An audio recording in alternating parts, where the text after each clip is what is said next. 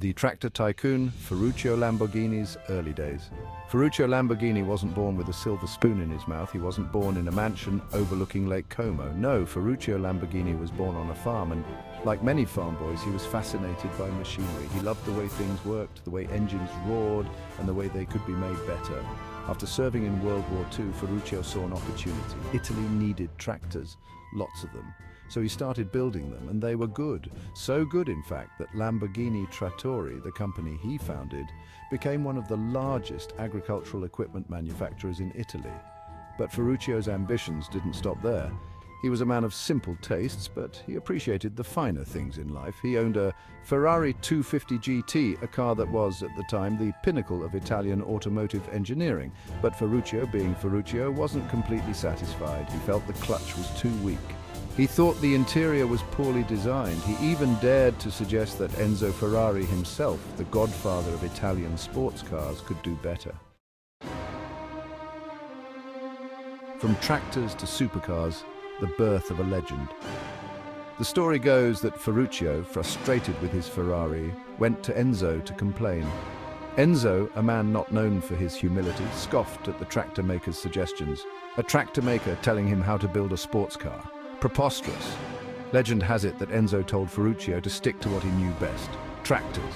Ferruccio Lamborghini was not a man to back down from a challenge. He was, after all, a self-made man, a man who had built an empire on the back of hard work and ingenuity. If Enzo Ferrari thought he could build a better sports car, then so be it. He would show him. He would show the world. He would build a car that would make Ferrari tremble. And so, in 1963, in a small town near Ferrari's Maranello factory, Automobili Lamborghini SPA was born. Ferruccio's goal was simple: to build the best grand touring cars in the world. Cars that were not only beautiful and powerful, but also comfortable and reliable. Cars that could be driven every day, not just admired in a garage. A rivalry for the ages, Lamborghini versus Ferrari.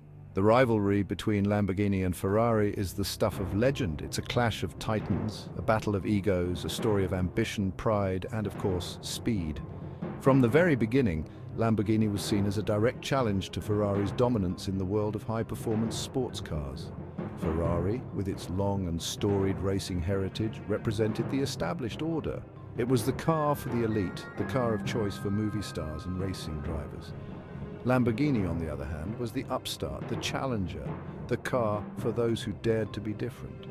The rivalry played out on the racetracks, on the streets, and in the pages of magazines. Each new model from either manufacturer was met with intense scrutiny, its performance figures dissected and compared. The Lamborghini Miura, with its sleek, mid-engine design, was a revelation when it was launched in 1966, challenging the very notion of what a supercar could be. Ferrari responded with the equally stunning Daytona, and so the battle continued.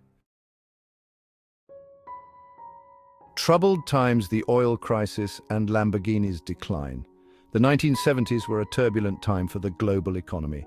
The oil crisis of 1973, triggered by an embargo by Arab oil-producing nations, sent shockwaves through the world. Fuel prices skyrocketed and economies went into a tailspin. The automotive industry, heavily reliant on cheap fuel, was hit particularly hard.